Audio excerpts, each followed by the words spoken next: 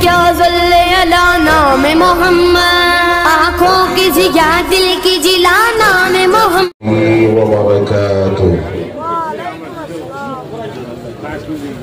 إن الحمد لله نحمده ونستعينه ونستغفره ونؤمن به ونتوكل عليه ونعوذ بالله من شرور أنفسنا ومن سيئات أعمالنا. من يهده الله فلا مضل له ومن يضلله فلا هادي له. ونشهد أن لا إله إلا الله ونشهد أن سيدنا ونبينا وحبيبنا ومولانا محمد صلى الله عليه وسلم الذي أرسله كافة للناس بشيرا ونذيرا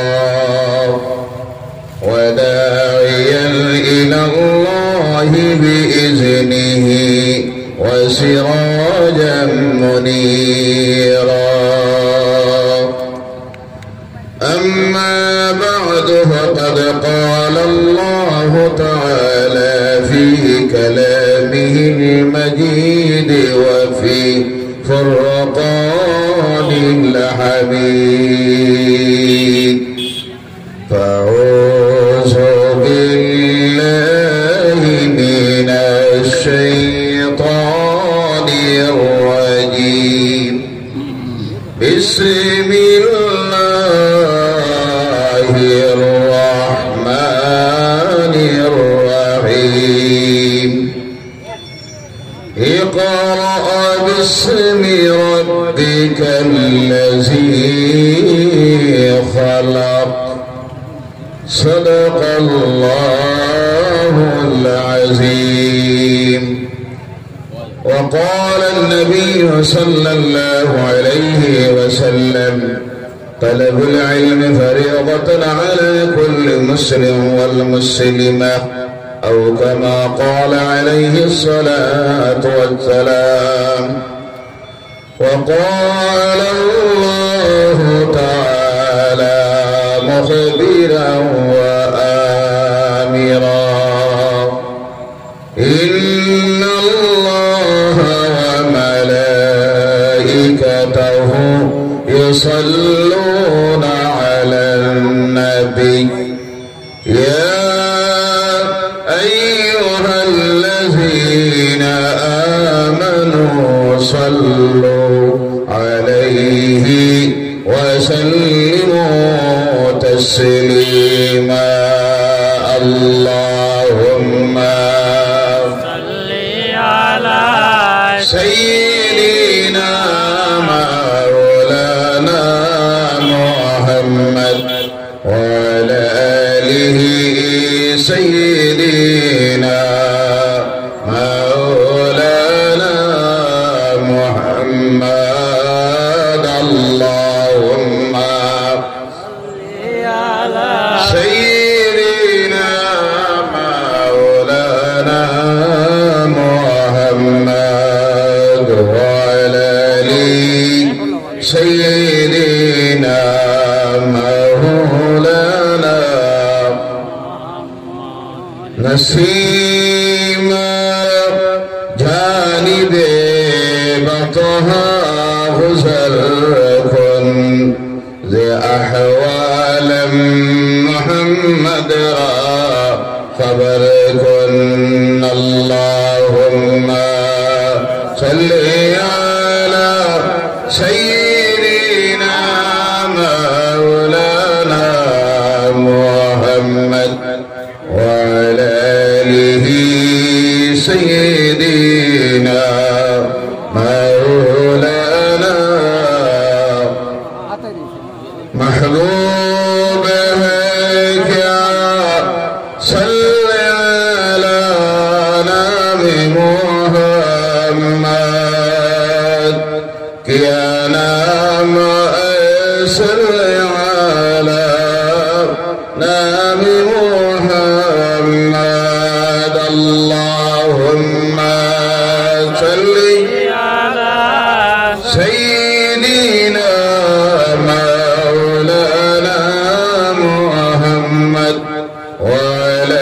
آله سيدنا مولانا সামনের খালি জায়গাটা পুরো করে দেন একটু একটু কষ্ট করে সামনের দিকে চাপিয়ে আসুন সামনের খালি জায়গাটা পুরো করে দেন মাহফিলের সৌন্দর্যতা বলা আল্লাহর নামের জিকির করে করে একটু চাপিয়ে সামনের দিকে আসুন সুবহানাল্লাহ ওয়ালহামদুলিল্লাহ ওয়া লা ইলাহা ইল্লাল্লাহ সুবহানাল্লাহ ওয়ালহামদুলিল্লাহ ওয়া লা ইলাহা ইল্লাল্লাহ হাসবি রাব্বি জাল্লাল্লাহ মা ফি قلبي غير الله نور محمد صلى الله لا إله إلا الله سبحان الله والحمد لله ولا إله إلا الله لا إله إلا الله محمد رسول الله صلى الله عليه وسلم আপনি আমার লাশটা বহন করে নিবা এক দুই নম্বরে হলো আপনার মোবারক হাত দিয়ে আপনি আমার লাশটাকে কবরের মধ্যে রাখবেন তিন নম্বরে ছিল ওসি ও আমার প্রাণের স্বামী নূরের নবী আল্লাহ নবী আমাকে মাটি চাপা দেওয়ার পর আপনি একাকে আমাকে কবরের কবরে রেখে আসবেন না আপনি আমার কবরের কিনারায় বসে থাকবেন ফেরেশতারা যখন আসবেন মালিকই নেকির আমাকে যখন সওয়াল করবেন জবাবটা যেন আমার পক্ষ থেকে আপনি দিয়ে দেন সুবহানাল্লাহ কয়টা ওসি কয়টা করেছিলেন তিনটা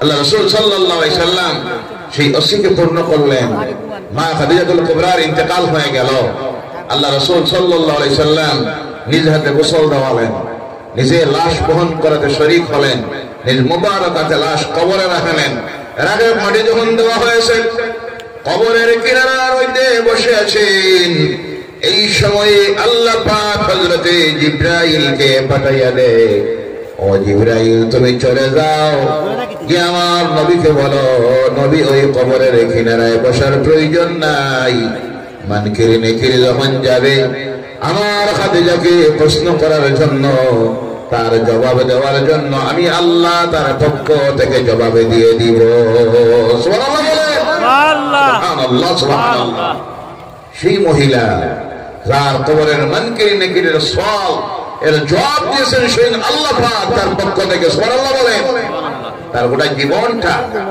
আল্লাহর দ্বীনের রাস্তায় উৎসর্গ করে দিয়ে গিয়েছিলেন ওরা সম্পত্তি আরবের সবচেয়ে ধনী মহিলা ওরা সম্পত্তি আল্লাহর দ্বীনের জন্য দান করে দিয়ে গিয়েছিলেন আল্লাহ রাসূলের হাতে যখন বিবাহ হলো আল্লাহ রাসূলের সঙ্গে মা খাদিজা আরবের মহিলারা মক্কার মহিলারা সমালোচনা শুরু করলো খাদিজা কি দেখে তুমি এই যুবককে বিবাহ করলা স্বামী গ্রহণ করলা তিনি বললেন কিসের অভাব তারা বলল অভাব তো কিসের নাই মা খাদিজা জিজ্ঞাসা করলেন তোমরা বলো তো চরিত্রের দিক দিয়ে এর মতো উত্তম যুবক কি আর মক্কায় আছে তারা জবাব দিল না সৌন্দর্যতার দিক দিয়ে বলো তো আমার স্বামী মুহাম্মদ কি কম সমস্ত মক্কার মহিলারা বলল সৌন্দর্যতার দিক দিয়েও কম নয় এরপর মা খাদিজা জিজ্ঞাসা করলেন গোষ্ঠী খানদানের দিকে দিয়ে কি আমার স্বামী কোন নিম্ন বর্গের নিম্ন শ্রেণীর নিম্ন খানদানের তারা বলল তাও না এবার জিজ্ঞাসা করলেন তাহলে কোনটার অভাব তারা বলল একটা জিনিসের অভাব যে জিনিসটা হলো তোমার স্বামীর ধন সম্পদ নাই কি নাই কি নাই ধন সম্পদ নাই আজকে আমাদের সমাজে তো এটা প্রথা হয়ে গেছে ছেলেটার সৌন্দর্যতা কেমন আমল কেমন চরিত্র কেমন পাঁচ সপ্তাহের নামাজ পড়ে নাকি না মদ খায় ট্যাবলেট খায় ড্রাগসের এডিক্ট নাকি এই কথা কেউ জিজ্ঞাসা করে না প্রথম জিজ্ঞাসা ছেলেটার ইনকাম কি জি কোনটা ইনকাম কোনটা চাকরি করে কত বেতন পায় কত যদি বেতন শুনে যে 30-35 হাজার এটা দিয়ে মানুষ আবার চলে উফরি কোন রুজি আসে নাকি নাউজুবিল্লাহ বলেন কোনটা? উফরি যদি মানে উপর থেকে আয়, যেটার নাম হইল জানা নাই ঘুষ। নাউযুবিল্লাহ বলেন। মেয়ে বিবাহ দেওয়ার আগে চিন্তা করে ছেলেটার নাম করা ঘুষ করনি না না মত্তকি পরহেজগার কি নাই করে একবারও জিজ্ঞাসা করে না। সেই সময়ে মক্কার মহিলারা যখন এই প্রশ্ন করলো, এর তো ধন সম্পদে নাই, মা খাদিজা বললেন তাহলে শোনো রেখো, এই মক্কার সবচেয়ে বড় ধনী হলাম আমি, আর আজকে তোমরা সাক্ষী দেখো আমি আমার সমস্ত ধন সম্পদ এই মুহূর্তে আমার স্বামী আল্লাহ নবী মুহাম্মদের হাতে তুলে দিয়া আমার স্বামীকে মক্কার সবচেয়ে বড় ধনী বানাইয়া দিলাম। সেই মা খাদিজা পাহাড়ের গুহায় গিয়ে আল্লাহ দিনের জন্য কি কষ্ট করেছেন, 3200 ফুট উচ্চতায় নিয়ে রাসূলের কাছে খালি পৌঁছাইয়া দিতেন। এইভাবে দিন যায়, বছর যায়, আল্লাহ রাসূলের বয়স হয়ে গেল 40 বছর। কত বছর? 40 বছর বয়স হয়ে গেল। যেই দিন আল্লাহ রাব্বুল আলামিন তার হাবিবের প্রতি কোরআন নাযিল করা শুরু করলেন, আল্লাহ জানাইয়ে দিতেছেন, বুঝাইয়ে দিতেছেন, ও আমার হাবিব, এই মক্কার মানুষ করে যে অবস্থা তৈরি হয়েছে, এদেরকে এর থেকে যদি ফিরাইতে হয়, প্রকৃত মানুষ যদি বানাইতে হয়, তাদের ভিতরে তুমি যে আলোটা ঢুকাইয়া দিতে হবে, সেই আলোর নাম হলো জ্ঞানের আলো। সুবহানাল্লাহ বলেন। যার কারণে আল্লাহ রাব্বুল আলামিন তার কালাম কোরআন নাযিল করা শুরু করলেন। নাযিল করতে গিয়ে আল্লাহ পাক 1 নম্বরের আয়াত নাযিল করলেন, বিসমিল্লাহির রাহমানির রাহিম, ইকরা বিসমি রাব্বিকাল্লাযী খালাক। 1 নম্বরের শব্দ আল্লাহ নাযিল করলেন, পড়ো পড়ো পড়ো তোমার রবের নামে, যিনি তোমাকে সৃষ্টি করেছেন। আল্লাহর কালাম কোরআনুল কারীমের 6666টি আয়াত, 114টা সূরা, 30টা অধ্যায়, 30টা পারা। তার 1 নম্বরের শব্দ দুনিয়ার মানুষের প্রতি আল্লাহর কালাম যে নির্দেশটা দিতেছে, সেই নির্দেশটা হলো পড়ো পড়ো পড়ো পড়ো। সুবহানাল্লাহ। দুনিয়ার আর কোন ধর্মের গ্রন্থে আপনি খুঁজাইয়া এই শব্দটা বাহির করতে পারবেন না, কারণ বাকি সব হলো মানব তৈরি ধর্মগ্রন্থ। আর আল্লাহর কালাম 1 নম্বরে জানাইয়ে দিতেছে, ও আমার হাবিব, এদের যদি চরিত্রের আমলের পরিবর্তন আনতে হয়, তাদের ভিতরে আপনি ঢুকাইয়া দিতে হবে জ্ঞানের আলো। সংক্ষিপ্ত ভাবে বলতেছি, ও আমার ভাইয়েরা, ও মুসলমানেরা, এই সময়ে যদি আমার সমাজের মানুষ অন্য যারা বাদ দেন, আমার সমাজের মানুষ যারা এই সমাজ থেকে যদি সকল প্রকারের আল্লাহর নাফরমানি দূরীভূত করতে হয়, 1 নম্বরে এদের ভিতরে যে নিয়ামতটা, যে আলো ঢুকাইয়া দিতে হবে, সেই আলো হতে হবে জ্ঞানের আলো, শিক্ষার আলো। শিক্ষার প্রদীপ যদি প্রতিটা মুসলমানের ঘরে ঘরে ঢুকে যায়, এই সমাজ যদি প্রকৃত শিক্ষিত হয়ে যায়, জেনে রাখবেন আমার এই সমাজে আল্লাহর নাফরমানি বলতে কিছুই থাকবে। জ্ঞান হলো 2 প্রকার। কয় প্রকার? জ্ঞান হলো 2 প্রকার। আপনাদের মনে প্রশ্ন জাগতে পারে, আজকে তো পৃথিবীর মানুষ অনেক শিক্ষিত হয়েছে, বিশেষ করে ইউরোপ আমেরিকার মানুষ 100% শিক্ষিত, উচ্চ শিক্ষিত মানুষ করে বৈজ্ঞানিক দৃষ্টিভঙ্গি নিয়ে তারা পড়ে, সায়েন্সের উপরে বেশি গুরুত্ব দেয়, সায়েন্স নিয়ে তারা রিসার্চ করতেছে, বিজ্ঞান নিয়ে।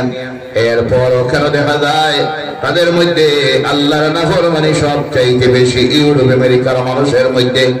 মদ প্রকাশ্যে চলতেছে, জেনা প্রকাশ্যে চলতেছে, যেটাকে তারা স্বাধীনতা ভাবে, এমন অবস্থার মধ্যে পৌঁছেছে তারা।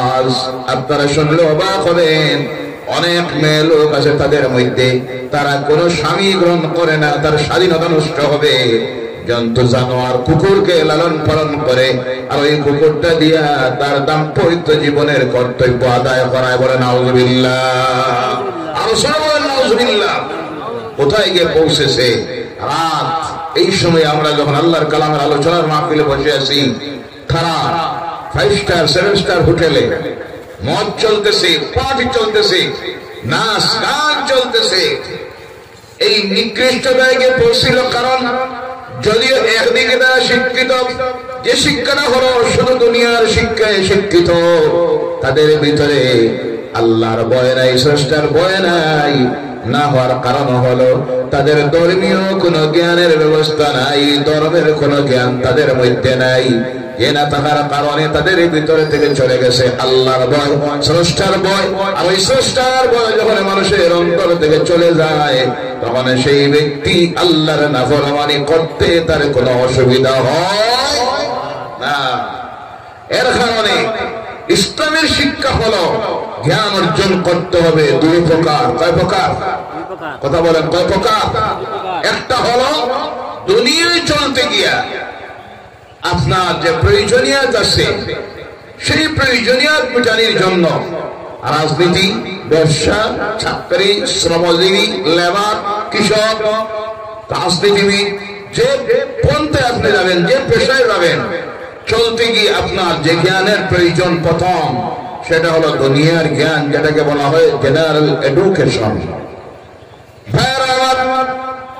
এর কারণে জেনে রাখবেন, আল্লাহ রাসূল সাল্লাল্লাহু আলাইহি সাল্লাম বলছেন, তালাবুল ইলমি ফারিয়াদাতুন আলা কুল্লি মুসলিম ওয়াল মুসলিমাত, প্রত্যেক মুসলমান নর এবং নারীর জন্য জ্ঞান অর্জন করা ফরজ।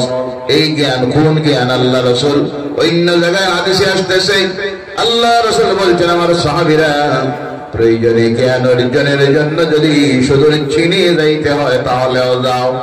এই হাদিসের ব্যাখ্যায় আসতেছে, সেই সময় আধুনিক জ্ঞানের দিক দিয়ে সবচেয়ে অ্যাডভান্স ছিল আজকের এই চীন, যার জন্য আল্লাহ রাসূল সাহাবায়ে কেরামদেরকে নির্দেশ দিতেছেন, জ্ঞান অর্জনের প্রয়োজনার্থে চীনে যাও, অর্থাৎ সেখানে যে জ্ঞান চলতেছে ওই জ্ঞানটাও অর্জন করো। তার থেকে প্রমাণিত হয় দুনিয়ায় বর্তমান যে জ্ঞান চলতেছে, জ্ঞান বিজ্ঞান সবচাইতে বেশি। আজকে পৃথিবীতে জ্ঞান বিজ্ঞানের উপরে মানুষ রিসার্চ গবেষণা করতেছে। ওই সময়ে এই পৃথিবীর মুসলমানের জন্য সেই জ্ঞান অর্জন করা ফরজ। কথা বোঝা গেছে? দুনিয়ায় চলতে গিয়ে যে জ্ঞান, high school, college, university, polytechnical college, engineering college, medical college, ITI, বিভিন্ন শিক্ষাঙ্গনে বিভিন্ন যে জ্ঞান দেওয়া হচ্ছে, সেই জ্ঞান অর্জন করা প্রতিটি মুসলমানের জন্য আজকে ফরজ হয়ে গেছে। কিন্তু দুঃখ লাগে, আফসোস লাগে, যে ধর্মের মানুষের ধর্মগ্রন্থের 1 নম্বরের নির্দেশনা হলো জ্ঞান অর্জন করো, আজকে পৃথিবীর দিকে তাকাইলে দেখা যায় সবচেয়ে বেশি তারা জ্ঞানের রাস্তা থেকে সরে গেছে। যার কারণে গতকালও আমি বলেছিলাম, আজকে অর্থনীতির দিক দিয়া মুসলমানেরা আরব ক্রান্তির মধ্যপ্রাচ্যের কয়েকটা রাষ্ট্র বাদ দিয়া এশিয়া মহাদেশের এবং আফ্রিকা মহাদেশের মুসলিম রাষ্ট্রগুলি অর্থনীতির অবস্থা দুর্বল হওয়ার 1 নম্বরের কারণ হলো জ্ঞানের অভাবে। কিসের অভাবে? শিক্ষার অভাবে। উপযুক্ত শিক্ষিত মানুষ তারা তৈরি করতে পারে নাই, যার কারণে অর্থনীতির দিক দিয়ে এত দুর্বল। কারণ অর্থনীতি সবল করতে হলে, অর্থনীতির সবলতা আনতে হলে যে হাতিয়ারের প্রয়োজন হয় সেটা হলো জ্ঞান। কোনটা? জ্ঞান। আজকে আফসোস, দুঃখ লাগে, মুসলমানেরা এক সময় ছিল আমাদের সমাজের মধ্যে উচ্চ শিক্ষিত, অনেক হায়ার এডুকেশনে শিক্ষিত মানুষগুলি ছিল, SCS officer, ICS officer, doctor, engineer, শিক্ষিত রাজনীতিবিদ। যখন এই কোয়ালিটির মানুষগুলি ছিল, তখন একটু আগে 50 বছর আগের, 100 বছর আগের ইতিহাসকে যদি আমরা দেখি, দেখতে পাই এই জাতির কি পাওয়ার ছিল, সম্মান ছিল, ইজ্জত ছিল, তাদের মৌলিক অধিকারকে তারা ছিনাইয়ে আনতে পেরেছে। বলেন সুবহানাল্লাহ। আর আজকে যে লাঞ্ছনা, বঞ্চনা, শোষিত, নির্যাতিত হচ্ছি, তার 1 নম্বরের কারণ হলো নিজের সেই মৌলিক অধিকারকে ছিনাইয়ে আনার জন্য হাতিয়ার নেওয়া হবে না, রাজপথে নামলে হবে না, গলিতে প্রাণ যাবে। এই সময়ে যে হাতিয়ারকে প্রয়োগ করতে হবে সেটা হলো জ্ঞানের হাতিয়ার। আল্লাহ যেন আমাদের সমাজের প্রত্যেকটি মানুষকে সচেতন হওয়ার তৌফিক দেয়। প্রত্যেকে যেন নিজের ছেলে মেয়েগুলিকে, কমপক্ষে আমি অনেক সময় বলে থাকি, ছেলে এবং মেয়েগুলিকে কমপক্ষে যেন আজকের এই যুগে জেনারেল এডুকেশনের দিক দিয়ে কমপক্ষে ইউনিভার্সিটি পর্যন্ত যেন আমরা পৌঁছাইতে পারি, আল্লাহ যেন তৌফিক দেয়। সকলে বলেন আল্লাহুম্মা আমিন, সকলে বলেন আল্লাহুম্মা আমিন। কিন্তু এই পৌঁছাইতে টাকার প্রয়োজন, আর আমাদের টাকাগুলি সবচাইতে বেশি আজে বাজে কাজে অপব্যয় করে নষ্ট করে আজকে যে সমাজের মানুষ, তারা হলো মুসলমানেরা। কথা মানতে রাজি আছেন আপনারা? আমি উদাহরণ দিলে দেখবেন, অনেক সময় আমি উদাহরণ দিই, যেমন একটা বিবাহ করা আল্লাহ রাসূলের সুন্নাত। কার সুন্নাত? আল্লাহ রাসূলের সুন্নাত হলো একটা বিবাহ করতে গিয়ে মানুষ লাগে কয়জন? জি, বিয়ে শাদী করছেন আপনারা? এটা সামনে যারা আছেন বিয়ে শাদী করছেন না? কেউ করছেন না? যাই হোক, করবা আগে দিয়ে। বিবাহ করতে গিয়া মানুষ লাগে 3 জন। কয়জন? 3 জন। একজন উকিল, 2 জন সাক্ষী, না আরো বেশি লাগে? 3 জন। বেশির থেকে বেশি খুতবা পাঠ করার জন্য বা বরকতের জন্য মসজিদের ইমাম সাহেব বা আরো কিছু মুরব্বীরা 10-15 জন হইলে বিবাহ হয়নি না? না, কথা বলেন। কিন্তু আজকে আমাদের বিবাহ সাথে করতে গিয়ে লাগে 40টা গাড়ি, আছে না নাই? জি, বরের সঙ্গে যাইতে লাগে 200 বরযাত্রী, গাড়ি ভাড়া সহ বরযাত্রী যাওয়া খরচ হইল 1 লক্ষ টাকা। নাউজুবিল্লাহ বললেন না? এই অপচয়ের কোন প্রয়োজন আছে? নাই। এরপরে বরের পক্ষ গেল পাত্রীপক্ষের বাড়িতে, কইনার বাড়িতে যাওয়ার আগে জানাইয়া দেওয়া হয় আমরা আসতেছি, 150 মানুষ, ভালোভাবে খাবার দাবারের ব্যবস্থা করবা। এই দাবি করে কইনা পক্ষের কাছে গিয়া দাওয়াত খাওয়া হলো হারাম। মনে থাকবো? জি, কইনার বাড়িতে গিয়া এখানে খাওয়া হালাল না হারাম? ভালোভাবে বলেন, হালাল না হারাম? যদি তারা স্বইচ্ছায় দাওয়াত দেয় যে বিআই সাহেব আপনি আইবা, আইতে 150-200 মানুষ আনবা, এটা আলাদা ব্যাপার। তোমার পক্ষ থেকে যদি ডিমান্ড দেওয়া হয় আমরা আইমো 200 মানুষ, আমার অনেক আত্মীয় স্বজন আছেন, কুটুম্ব আছেন, আমার ছেলের বন্ধু বান্ধব আছে, আপনি কমপক্ষে 200 মানুষের খানির আয়োজন করবেন, এই কথা বলে গিয়ে খাওয়া হারাম, হারাম, হারাম। ওই না পক্ষের বাড়িতে যাওয়া হারাম। সে ভদ্রলোক নিজের জীবনের চিন্তায় পারিবারিক শান্তি নষ্ট হতে পারে, এই চিন্তায় খানির ব্যবস্থা করলো, তার খরচ হয়ে গেল 2 লক্ষ টাকা। কয় লক্ষ? বেকার গেল, এর কোনো প্রয়োজন নাই। প্যান্ডেল, রাস্তার থেকে লাইট, গেট, প্যান্ডেল 1 লক্ষ। কয় লক্ষ? 1 লক্ষ। বরযাত্রী গিয়ে যখন গাড়ির থেকে নামে বিবাহ বাসরে ঢুকবে, হোটেলে হোক বাড়িতে হোক, তখন প্যান্ডেলের সামনে 10,000 টাকার বম মারা হইল রাসূলের সুন্নাত। আছে না নাই? কথা বলেন। নাউযুবিল্লাহি মিন যালিক। বম মারে, এই পরিমাণ মারে, কোন সময় মসজিদে নামাজের জামাত চলতেছে, আযান হচ্ছে, সামান্য লক্ষ্য নাই, হাজার হাজার টাকার বম পাঠতেছে। একবার যদি চিন্তা করতা, শূন্য করুন, আত্মীয় স্বজনকে খাওয়ান। তোমার বাড়িতে বিবাহের পরের দিন, কার বাড়িতে? বরের বাড়িতে।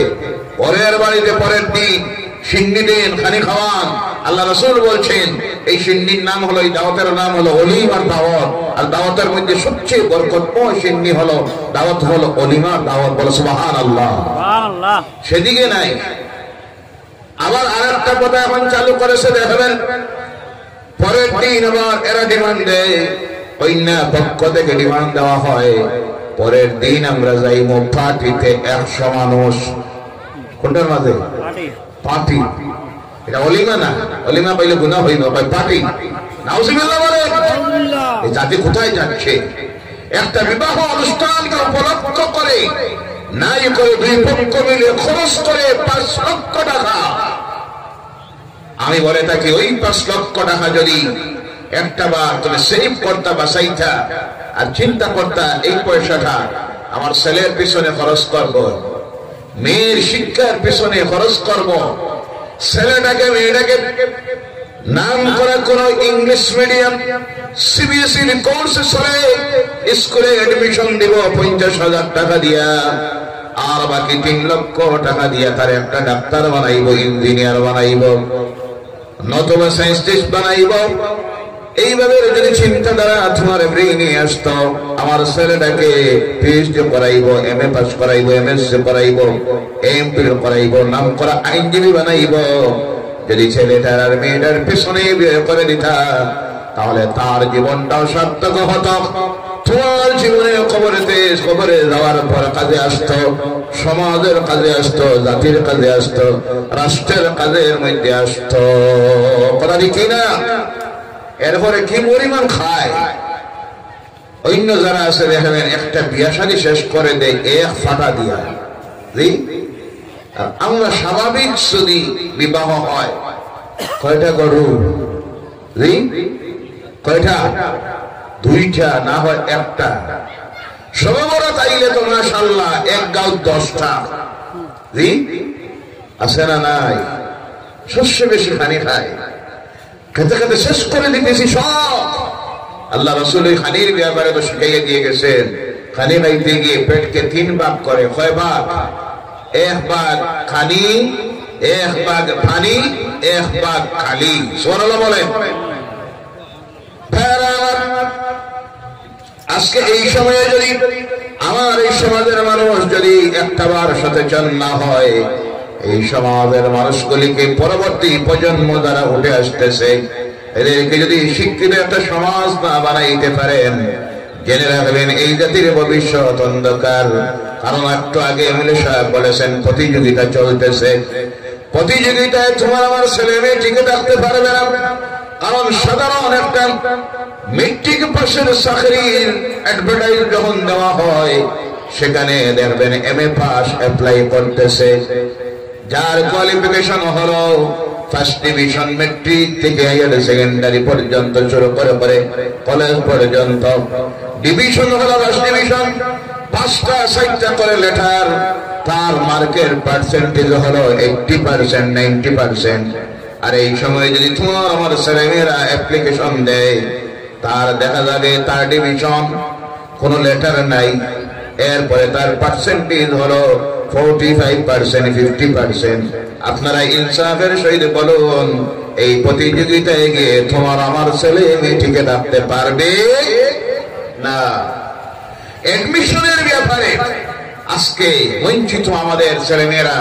নামি দামি college, university, medical college, engineering college, polytechnical কলেজে এডমিশন পায় না। তার কারণ হলো এডমিশন হওয়ার মতো যোগ্যতা নাই।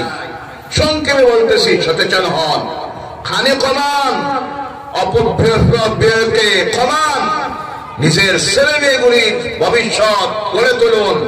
কারণ যেভাবে বঞ্চনা লাঞ্ছনা চলতেছে, শোষণ চলতেছে, এর থেকে যদি নিজেকে পরিত্রাণ দিতে হয়, এইভাবে মানুষগুলি তৈরি করতে হবে, এইভাবে শিক্ষিত একটা পাস তৈরি করতে হবে, যারা এই অন্যায়ের বিরুদ্ধে রুখে দাঁড়াবে, নিজের মৌলিক অধিকারকে, সাংবিধানিক অধিকারকে আদায় করতে পারে। এভাবে মানুষ আমরা তৈরি করতে হবে। আল্লাহ যেন তৌফিক দেন, বলেন আল্লাহুম্মা আমিন।